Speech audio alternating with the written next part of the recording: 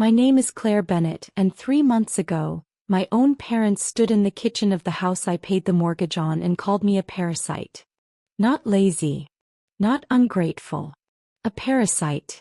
Like I was something feeding off them instead of the one keeping the lights on, the fridge full, and their credit score above water for 6 straight years. My father pointed at the door. My mother didn't even look up from her phone. Pack a bag, Claire. Tonight. I didn't argue. I didn't cry, not in front of them. I grabbed one suitcase, my laptop, and the folder I'd kept hidden in my closet for exactly this moment. The folder with every bank statement, every autopay receipt, every proof of who actually built the life they were so proud of.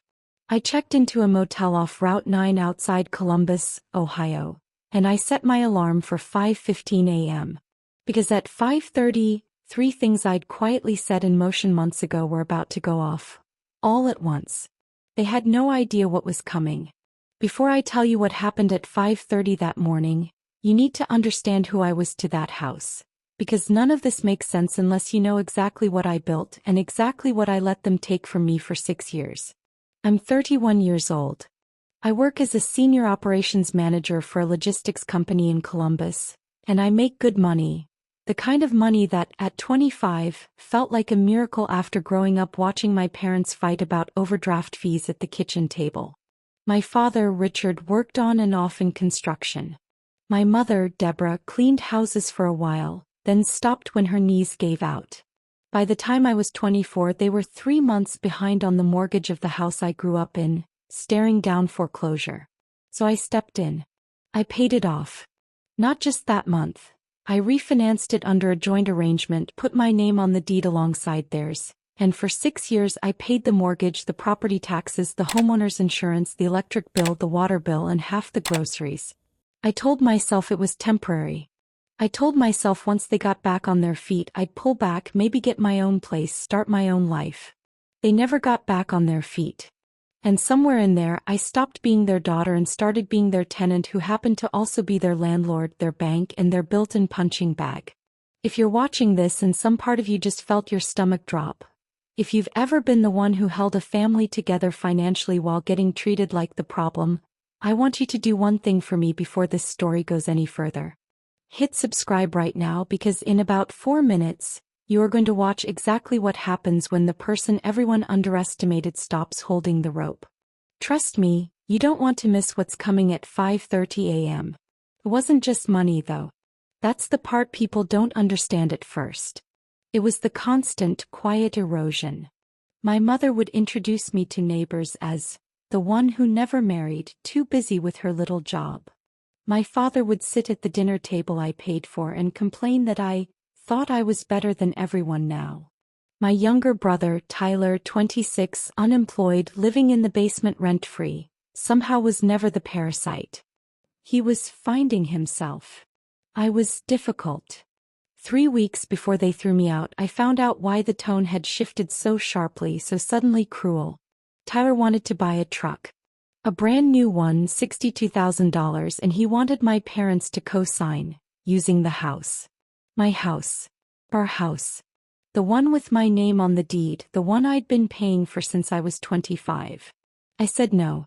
Calmly, clearly, in a family meeting I didn't even want to have. I explained that I wasn't putting the equity I'd built at risk for a truck my brother couldn't afford to insure, let alone pay off. My mother's face changed in a way I'll never forget. Like I'd slapped her. "After everything we've done for you," she said, "this is how you repay us?" I remember laughing. Actually laughing out loud, because the inversion was so absurd I couldn't process it any other way. Everything they'd done for me. I sat there running numbers in my head. 6 years, roughly $4,200 a month between the mortgage, taxes, insurance, and groceries. That's over $300,000. And somehow in that kitchen I was the ungrateful one. That was 3 weeks before the parasite comment. 3 weeks of silence, cold shoulders, Tyler slamming doors, my father muttering under his breath every time I walked past. But here's what none of them knew. The moment my mother said, "After everything we've done for you," something in me went very, very quiet and very, very calm. I didn't argue that night. I went up to my room, My childhood bedroom still mine, still paid for by me, and I opened my laptop. I didn't cry. I didn't call a friend to vent. I started making calls the next morning. To my mortgage lender. To a real estate attorney named Patricia Alvarez, whose office was 2 miles from my job. To my bank to reroute 6 years of auto payments that had been quietly propping up 2 adults who had just called me a parasite in the house I owned half of. It took 3 weeks to set everything in motion. 3 weeks of smiling through dinners I dreaded, 3 weeks of Tyler's sneering comments, 3 weeks of my mother sighing dramatically every time I walked into a room, while behind the scenes I was dismantling the entire financial structure I'd built to protect people who no longer wanted me protecting them.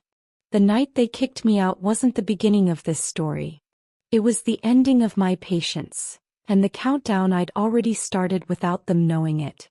Because at 5:30 the next morning, the first domino was already scheduled to fall. To understand why I didn't hesitate that night, you have to go back further than the truck, further than the mortgage. You have to go back to who I was in that house before I ever had a paycheck to hand over. I was the responsible one. From the time I was maybe 9 years old, that was my role, cast without my consent. When my father lost work, I was the one who learned to stretch a box of pasta across 4 dinners. When my mother had one of her bad weeks, long stretches where she wouldn't get out of bed, wouldn't explain why, just existed behind a closed door, I was the one who signed Tyler's permission slips and packed his lunch and lied to teachers about why our mom couldn't make the conference. Tyler is 5 years younger than me, and from the day he was born he was treated like something fragile and precious that the rest of us existed to protect. I don't say that with bitterness anymore. I say it because it's just factually what happened. My parents' entire nervous system organized itself around keeping Tyler comfortable. Mine organized itself around keeping everyone else afloat. By the time I was 16, I had a part-time job at a grocery store, and half of every paycheck went into a coffee can in the kitchen that my mother called the emergency fund, which was really just the electric bill fund. I didn't get an allowance. I got responsibility. I didn't get praise. I got expectations. When I got into college on a partial scholarship, my mother cried, not with pride I realized later, but with something closer to panic. Because who was going to hold things together while I was gone? I commuted 2 hours round trip for 4 years instead of living on campus, because someone needed to be home enough to keep an eye on things. I never said no. Saying no wasn't a category that existed for me in that house. So when I graduated, got my first real job and started making real money, it felt almost inevitable that it would flow back into that house. Nobody sat me down and asked. It was just assumed, the way water finds the lowest point. I paid off my father's truck loan when I was 23. I covered Tyler's community college tuition for 2 semesters before he dropped out. I paid for my mother's dental work when her insurance lapsed. And when the foreclosure notice came when I was 24, there was never a real conversation about whether I would step in. Just a phone call from my mother, crying, saying, "I don't know what we're going to do," and me already reaching for my laptop to check my savings. I want to be clear about something because I know how this can sound. I don't think my parents woke up one day and decided to exploit me. I think it was slower and sadder than that. A pattern laid down so early, so gradually, that by the time I was an adult, nobody in that house, including me, could see it as anything other than normal. I was good with money. I was responsible. I was strong. Those were the words they used instead of convenient. Tyler, meanwhile, got a different vocabulary. He was sensitive. He was still figuring things out. At 26, unemployed, living rent-free in a finished basement I'd personally paid $4,000 to renovate 2 years earlier, he was still someone my parents spoke about with a kind of protective tenderness they had never once extended to me. I used to tell myself that was fine. That I didn't need it. That being needed was its own kind of love, even if it didn't come wrapped the way I wanted. The truck request was the first time I said no to anything in that house in 6 years. One no. After $300,000 and counting. And the reaction wasn't confusion or hurt or even real anger. It was betrayal. Genuine wounded betrayal. As though I'd broken a contract that had never been written down but that everyone had apparently agreed I'd sign the moment I was born, responsible in a family that needed one. That's the baseline you need to understand. Not one bad night. Not one cruel word. A quiet, decades-long architecture where my worth was measured entirely by what I provided. And the one time I stopped providing on command, the whole structure revealed exactly what it had always been. So when my mother stood in my kitchen, the kitchen with my name on the deed, and let the word Parasite leave her mouth without so much as a flinch, I didn't feel shattered the way I might have 5 years earlier. I felt something click into place instead. Like a door I'd been holding open with my whole body finally being allowed to shut. The night it happened started like any other Thursday. I got home from work around 6:30, tired, already dreading dinner because Tyler had been in a mood all week since I'd refused to co-sign the truck loan. I walked in and the tension hit me before I even got my shoes off. My father, Richard, was sitting at the kitchen table with a stack of papers in front of him. My mother, Deborah, was standing by the counter with her arms crossed, and Tyler was leaning against the fridge with the particular smirk he gets when he thinks he's about to win something. "Sit down," my father said. Not a request. I didn't sit. Some instinct in me, some animal sense of danger, told me to stay standing near the door. My mother started talking before I even asked what was going on. She said they'd been doing a lot of thinking. She said the family needed a fresh start. She said having me in the house was creating tension, and that maybe it was time I stood on my own 2 feet for once. I laughed. I actually laughed, the same disbelieving laugh from 3 weeks earlier, because I genuinely thought for a second this was some kind of joke. I'd been standing on my own 2 feet since I was 16. I was the only one in that house who ever had been. "I own half this house," I said. "Come, quiet. My name is on the deed. I pay the mortgage." That's when my father slid the papers across the table. Not legal papers. Nothing that would have actually held up anywhere, I'd learn later. Just a handwritten letter, the kind of thing you'd write in a fit of righteous anger and mistake for a legal document because it had the word eviction in it. My mother had helped him write it. Tyler had apparently suggested the wording. "You need to leave," my father said. "Tonight." Asked why. I genuinely, honestly asked why, because even then, some small stupid part of me was still looking for the version of this where it made sense. My mother's answer is the one I'll never forget as long as I live. She said, "Because you walk around here acting like we owe you something. Like this family is some kind of investment. You're not a daughter anymore, Claire, you're a parasite. You just take up space and expect us to be grateful." The room went silent. Even Tyler, who'd clearly been looking forward to this moment, seemed to sense he'd witnessed something that couldn't be walked back. "I want to tell you," I screamed. "I want to tell you I cried or begged or reminded them of the $300,000, the 6 years, the mortgage payments, the dental bills, the truck loan, every quiet sacrifice that had built the floor they were standing on. I didn't do any of that." I looked at my mother for a long moment. Long enough that she actually looked away first, which she never does. Then I said, "Okay." That single word seemed to unsettle them more than any argument could have. My father's face flickered, not with guilt but with confusion, like he'd been braced for a fight and gotten agreement instead. Tyler's smirk faded a little. My mother recrossed her arms tighter. I went upstairs. I packed 1 suitcase, clothes, my laptop, chargers, and the manila folder I'd kept in the back of my closet for exactly this scenario, the one with 6 years of bank statements, mortgage documents, and the deed with my name printed clearly beside theirs. When I came back down, my mother was standing by the door like she expected me to fall apart on the threshold, to beg for one more chance. Instead, I stopped in front of her and said the only thing I let myself say all night. "You're going to want to remember exactly what you called me tonight. Write it down if you have to. Because I promise you, by this time tomorrow, you're going to understand exactly how much of a parasite I actually was to this family, and exactly what a parasite leaving looks like." She rolled her eyes. My father muttered something about me being dramatic as usual. Tyler actually laughed. None of them asked what I meant. None of them asked a single question about the mortgage, the auto payments, the insurance, any of it. They were too relieved to see me walking out the door to think about what walking out the door might actually mean for a house that had never once run on its own money. I checked into a motel off Route 9 11 minutes later. I didn't cry in the car.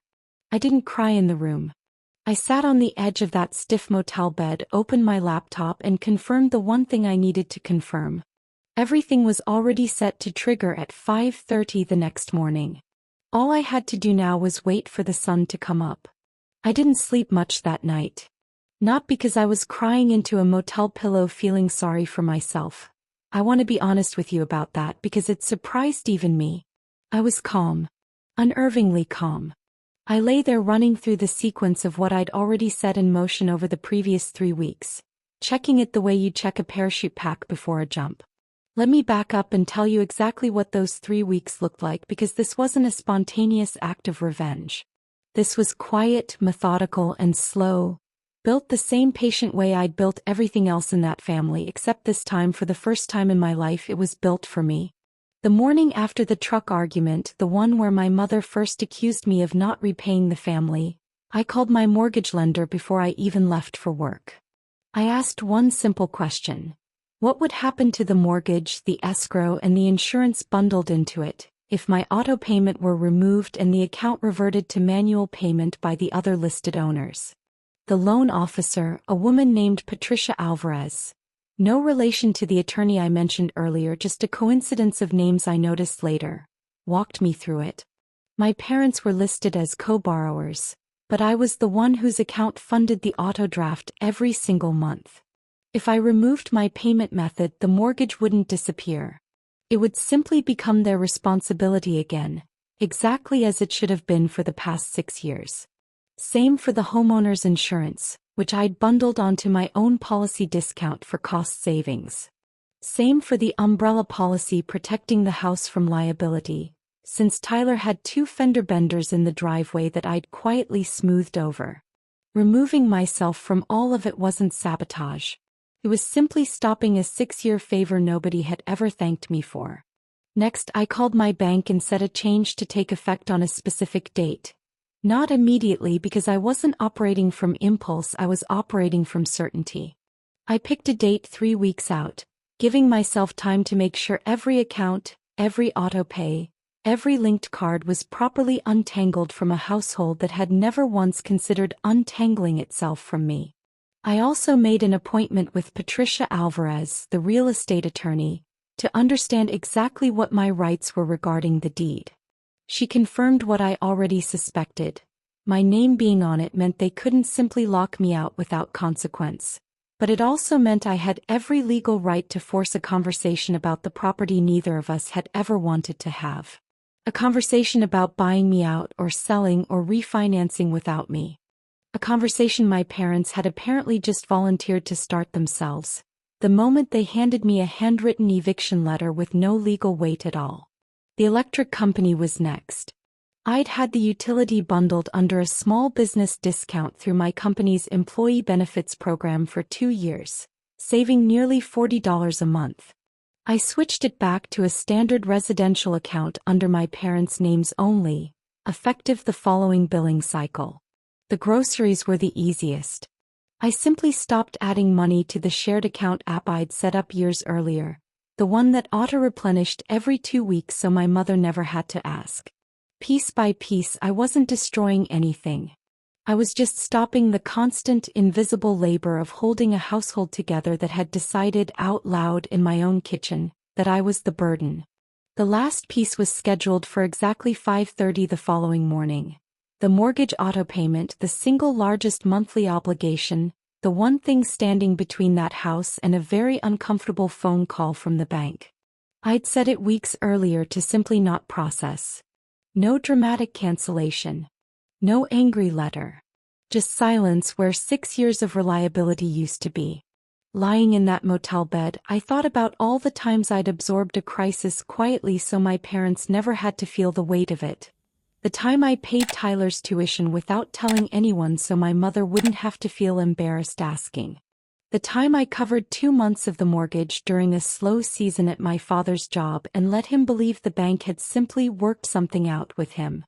I realized, staring at the water-stained ceiling of a motel room I was paying for out of pocket while still technically owning half a house I'd just been thrown out of, that I had spent my entire life absorbing consequences that were never mine to carry.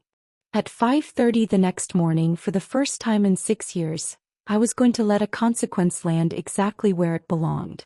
I set my alarm for 5:15, closed my eyes, and for the first time in 3 weeks I actually slept. My alarm went off at 5:15 a.m. I made motel coffee, sat on the edge of the bed, and watched the clock the way some people watch a countdown on New Year's Eve. 5:29. 5:30. Nothing visible happened, of course. No explosion, no siren. Just a quiet, invisible failure. The mortgage auto payment I'd canceled 3 weeks earlier simply not processing, the way it had processed without fail for 72 consecutive months before that morning. I didn't call anyone. I didn't gloat. I drove to work like normal, sat through a 9 o'clock meeting about quarterly shipping delays, and didn't think about the house again until my phone buzzed at 11:47 a.m. with a text from my mother. Did something happen with the mortgage? The bank called the house line. Call me back. I didn't respond right away. Partly because I was in a meeting and partly because I wanted her to sit in that uncertainty a little longer than she'd ever let me sit in mine. I called her back at lunch. The bank called, she said, voice tight, saying the payment didn't go through. They said something about the account being switched to manual. What did you do? I didn't do anything, I said, which was technically true. I hadn't done anything that day. Everything I'd done 3 weeks earlier quietly while they were busy calling me a parasite. I just stopped covering it. It's your mortgage, Mom. You and Dad are the primary borrowers. I only ever paid it because I chose to. Silence on the line. Then sharper. You can't just do that. We need that payment. You needed it for 6 years, I said. I know. I paid it for 6 years. But 3 days ago you told me I'm not your daughter. I'm a parasite who takes up space. Parasites don't pay $4,000 a month, Mom. I looked it up. Parasites take. I gave. There's a difference, and I think you're about to understand it. She hung up on me. By that evening the calls escalated. My father called, blustering about how I was trying to destroy this family, and how this was beneath me. I let him talk. I didn't raise my voice once. You handed me a piece of paper last night, I told him, telling me to leave the house I own half of in less than 12 hours. I left. I'm simply no longer choosing to fund a house I don't live in and was told explicitly, I have no place in. That's not destruction, Dad. That's a boundary. You're the one who taught me those don't apply to me, remember? He didn't have an answer for that. Tyler texted me too, which almost made me laugh out loud in the break room. You're seriously going to let them lose the house over your feelings? Girl. I didn't reply to Tyler. There was nothing in that message worth answering. By Friday morning, less than 24 hours after they'd thrown me out, the insurance company called the house too, flagging the homeowner's policy for a coverage gap since it had been unbundled from my account. The electric company sent a notice that the new residential rate without my employee discount would nearly double their bill starting next cycle. The shared grocery app my mother had used without thinking for years showed a balance of exactly 0, with no explanation needed, because for the first time she'd have to open her own account and watch the number shrink with every purchase instead of magically refilling itself. None of it was illegal. None of it was cruel, not in the way they'd been cruel to me. I hadn't taken a single thing that was ever mine to take away. I had simply, finally, stopped providing things that were never actually theirs by right, only by 6 years of habit and my own inability to say no. My mother called again Friday evening, her voice different this time. Smaller. Claire, please. Can we talk? Come home, we'll figure this out. Home. As if it were still that 24 hours after being told it wasn't. You have my number, I said. When you're ready to have an actual conversation, about the deed, about what happens next, about the words you used in that kitchen, I'll be here. But I'm not walking back into that house like nothing happened. Something happened. You need to sit with it the way I've been sitting with things for 6 years. I hung up before she could answer. I sat in my motel room that night, and for the first time since the word parasite had left my mother's mouth, I didn't feel like the thing they'd called me. I felt like someone who had finally, quietly, stopped bleeding for people who'd never once checked if I was hurt. The following 2 weeks unfolded like dominoes I'd set up months earlier, each one falling into the next with a kind of quiet, mechanical inevitability. The mortgage company sent a formal notice of missed payment to the house, the first one in 6 years. My parents, scrambling, tried to set up a new auto payment from their joint checking account. The account that, I later learned from my mother in a moment of raw honesty, had less than $1,100 in it. Not enough to cover a single month, let alone catch up. My father picked up extra shifts. My mother, whose knees had given out 3 years earlier according to every conversation I'd ever had with her, suddenly found the strength to take a part-time job at a pharmacy 2 towns over, because someone had to bring in money and it clearly wasn't going to be Tyler. Tyler. That's the part of this story I still think about the most. For 6 years, Tyler lived rent-free in a finished basement I'd personally paid to renovate, treated like a delicate thing that simply hadn't found its footing yet. The week after I left, with the grocery fund at zero and the electric bill nearly doubled, my parents sat him down and told him he needed to get a job or start paying rent. He did not take it well.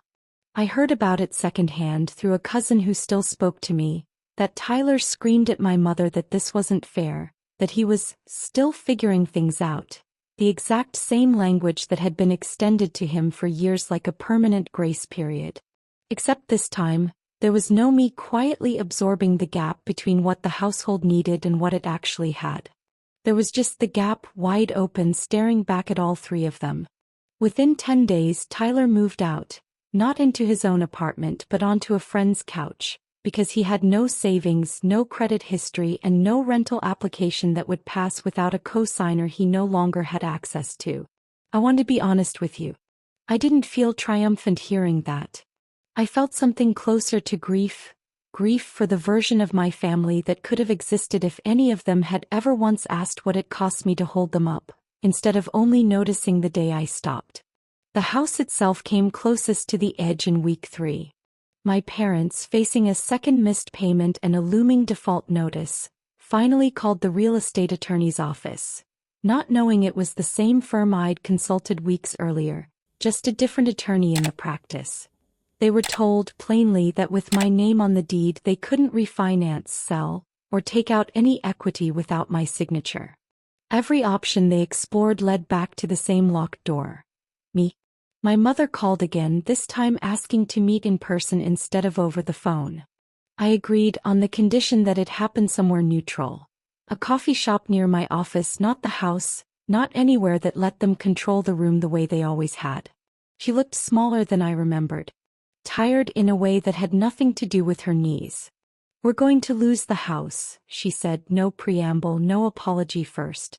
Still, even here, leading with the crisis instead of the cause. I know, I said. I've known since the day I left. Is that what you wanted? I thought about that question longer than she probably expected. No, I said honestly. What I wanted was for one of you to ask me just once in 6 years if carrying all of this was okay. What I wanted was for the word, parasite, to never leave your mouth about the person paying your mortgage. I didn't want you to lose the house, Mom. I wanted you to see me. This is just what happens when you don't. She didn't have an answer for that either. Nobody in that family ever seemed to have an answer for the plain, quiet truth. Only for the version of events where I was somehow the villain for finally putting down a weight nobody else had ever offered to help me carry. By the end of that meeting, she wasn't asking me to come home anymore. She was asking me what it would take for me to sign off on a sale so they could downsize into something they could actually afford on their own income without me. I'll think about it, I told her. And for the first time in 6 years, that sentence felt like it belonged entirely to me. It took another 6 weeks to actually sell the house. I want to walk you through how it ended because I think the ending matters just as much as the fall did. I agreed to sign off on the sale, but not for free and not on their timeline. I hired my own attorney, Patricia Alvarez, the same one I'd consulted the night everything started, and had her draw up terms that reflected 6 years of equity contribution, not just a 50-50 split based on the original deed. It wasn't about greed. It was about finally being paid in full view of everyone for labor that had gone unacknowledged for far too long. My parents didn't love the terms. My father called it cold. My mother called it, not who you used to be. I remember sitting across from Patricia in her office, hearing that secondhand through a text and feeling nothing sharp about it at all. Just a quiet, settled certainty. Who I used to be was someone who covered a $4,000 mortgage payment while being told she was difficult for asking for a little respect in return. I wasn't interested in going back to being her. The house sold in October to a young couple from Cincinnati relocating for a hospital job. My parents used their share of the proceeds after my portion was settled to move into a small 2-bedroom rental across town. Modest, but fully within what they could actually afford without me quietly filling every gap behind the scenes. Tyler, last I heard through my cousin, finally got a job at a warehouse distribution center. Not glamorous, but his own, earned without a safety net catching him before he even had the chance to fall. I don't know if he's grown from it. I hope he has. I genuinely do. I don't carry anger toward him the way I once did. Mostly, if I'm honest, I feel sorry for him. He was handed a childhood where nothing was ever truly his responsibility, and now in his late 20s he's having to learn lessons the rest of us learned in our teens. My relationship with my parents didn't end completely. I want to be clear about that because I know some of you watching wanted a clean, permanent cutoff, and that's not quite the story I have for you. What ended was the old arrangement. The invisible contract where my worth was measured entirely by what I provided and my silence was the price of staying loved. My mother and I talk now maybe once every couple of weeks. Careful conversations still finding a new shape. She apologized once, genuinely, for the word she used that night in the kitchen. She said she'd replayed it 100 times and still didn't understand how it had come out of her mouth about the daughter who'd kept a roof over her head for 6 years. I told her I believed her. I also told her that understanding it and repeating the pattern in some smaller form later were two very different things, and I'd be watching for the difference. My father and I are further behind. We've had one real conversation since everything happened, and it was mostly him trying to explain the pressure he'd felt watching me take control of things he used to be responsible for. I told him control was never what I wanted. I wanted partnership. I wanted one single time to not be the only adult in a room full of adults.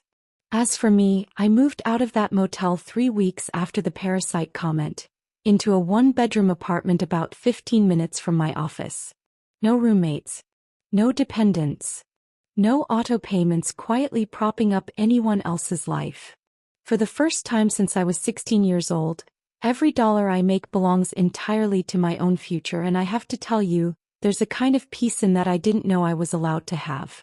If you're watching this and you recognize yourself in any part of my story, if you've ever been the responsible one, the reliable one, the one who gets called selfish the one time you finally say no, I want you to hear this clearly. Setting a boundary isn't destruction. It's just the truth finally landing where it always belonged. They called me a parasite in my own kitchen. 12 hours later at 5:30 in the morning, they found out exactly what 6 years of carrying a family quietly, invisibly, and without thanks had actually been worth. If this story meant something to you, tell me in the comments what you would have done at 5:30 that morning. And if you haven't already, subscribe, because there are more stories like this one coming, and trust me, you don't want to miss them.